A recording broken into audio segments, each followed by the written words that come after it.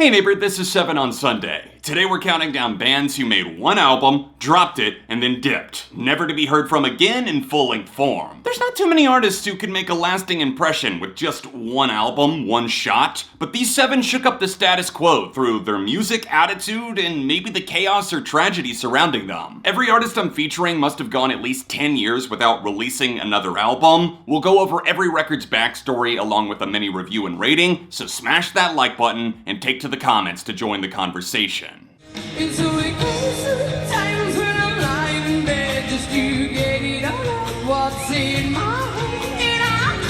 And I'm feeling a little peculiar. The level of hate I've heard for the 4 Non-Blondes, specifically their one-hit wonder, What's Up? I just don't get it. There's opinions, of course, opinions are opinions, but then there's the dummies that think What's Up is one of the worst songs of all time?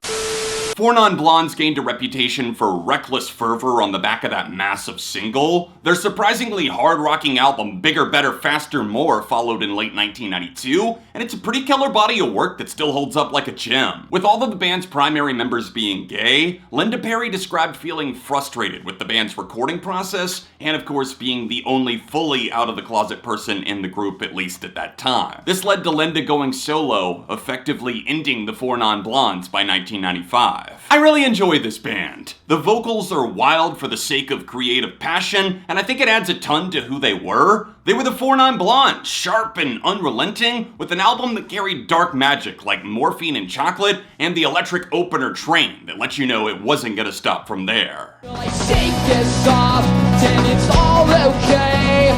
There's someone out there who feels just like me. They're in. Boxes were made to be broken out of, so when Blink-182's Tom DeLonge found himself needing more creative space in the early 2000s, he struck out with the goal of making a new band and capturing a new sound alongside Travis Barker. Boxcar Racer brought their one and only child into the world in May 2002, impressing not just the Blink-182 diehards, but also this crowd of more punk and alternative kids that had previously shrugged off Blink's brand of pop punk as just a passing fart in the night. Barker's beats signal a change in the weather, following Tom's lead into a more reflective state on cuts like the excellent Elevator with Mark Hoppus, even throwing their hat in the ballad ring on the reliable single There Is. Cat Like Thief colors outside the lines to showcase the album's diversity, but what's cool is how Tom made sure not to go too overboard on the serious. Yeah, we're all crying in the club to sorrow, but have we forgotten how hard Tiny Voices goes in My First Punk Song? They went that hard and they did not have to. But that was it, one and done, baby. They went back to Blink, made the Untitled, went on hiatus, and then Tom started Angels and Airwaves. Tom was getting serious about expanding his musical range, and without Boxcar Racer's self-titled sessions and tour, we wouldn't have the 2003 Untitled Blink album. Don't fix your dream, the line won't visualize when we see the signs you play part of the mastermind.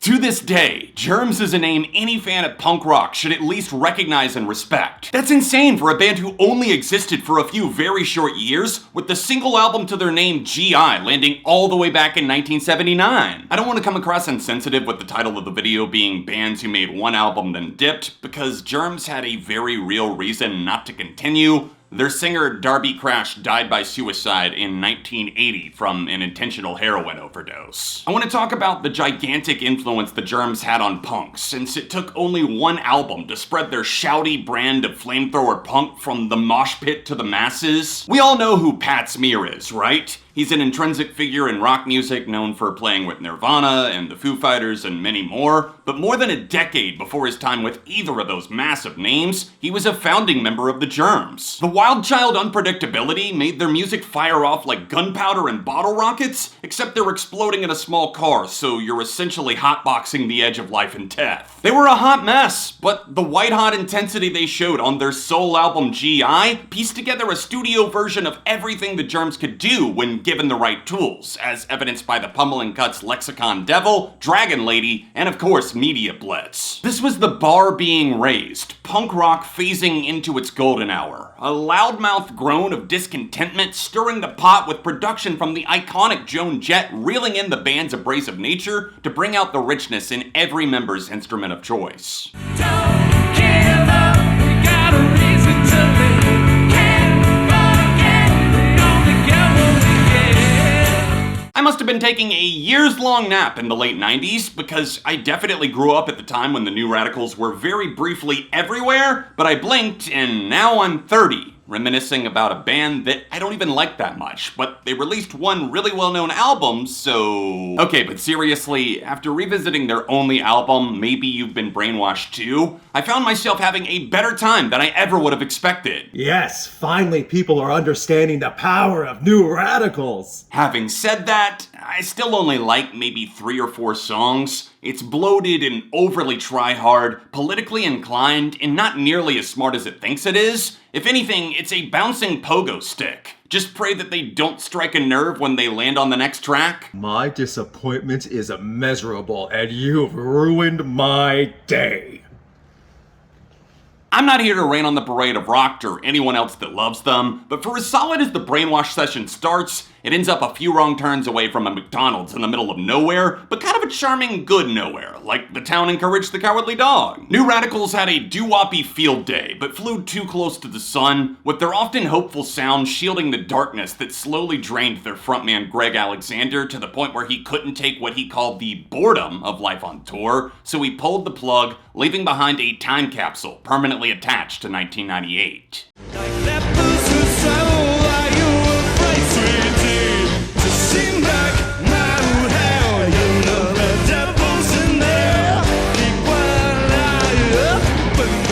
Appearing like a waterfall oasis in the middle of the desert, them crooked vultures quenched a thirst we never knew existed by supergrouping the legendary bassist John Paul Jones of Led Zeppelin, Dave Grohl of Foo Fighters and Nirvana, and Josh Homme from Caius and Queens of the Stone Age. Talks of those 3 recording together turned from talks to studio time faster than you can say Crooked Vulture. The trio recorded in February, played their first concert in August, and released a self-titled album in November, all in the year 2009. Homme's calling cards tend to be the most blatantly obvious in regards to how the record sounds, but damn if JPJ doesn't bring the thrill of Zeppelin to the Vultures. And Dave Grohl beating the shit out of those drums. You cannot deny that man's level of passion, and that passion makes this experience contagious. Senior year of high school, the self-titled album drops, and having already been hooked on the lead single New Fang, the album was a must-buy, and the remaining tracks do not disappoint. Allowing room for jamming made for longer songs, like the trio of 7-minute mind melters, Warsaw, Elephants, Spinning, and Daffodils. All masterfully crafted, bulletproof bangers from every angle because they unlocked what this band was destined to be. JPJ's haunting vocals intertwining with Josh, the vicious snarl of the guitars, the fascinating intellect in the writing, the way they kept your mind glued non-stop. You're not beating this one.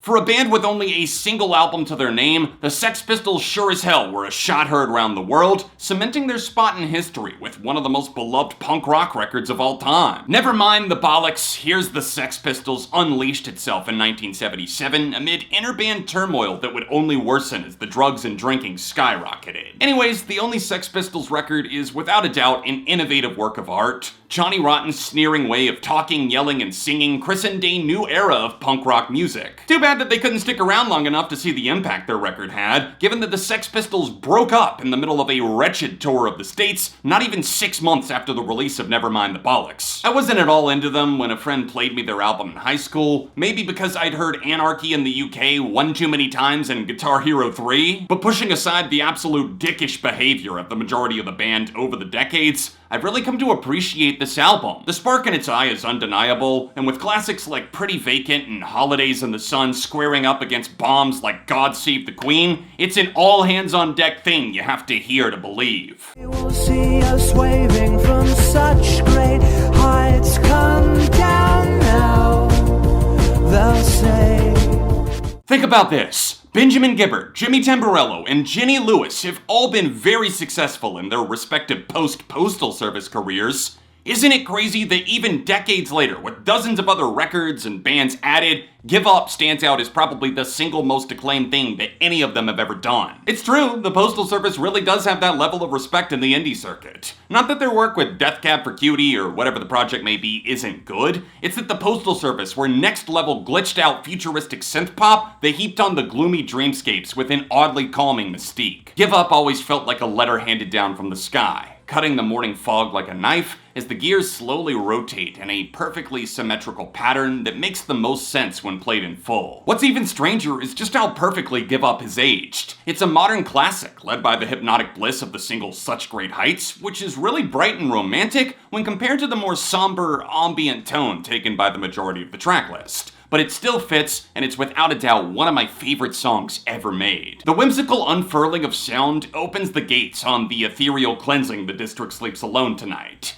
Jimmy's glitchy programming bends the rules of the status quo, chasing down chirpier rainbows on Clark Gable, and resetting the clock entirely on the fascinating brand new colony, with all three of its members all flying at their full potential. A simple idea between Ben and Jimmy turned into a full-blown project with a record deal and an album that sold more than 1 million copies. It can never be replicated because Give Up came from an honest state of creative euphoria, and for that reason, and several others, I'm thankful they're not willing to undo the magic by trying to force out a second album. That's a wrap on this episode of 7 on Sunday. Thank you so much for hitting the like button, for watching, for subscribing. Share this video out with a friend, and take to the comments with anything that you thought about this episode, along with anything that you would like to see if I do a part 2. You can see some more videos floating on screen now, and I'll be back soon with more on ARTV.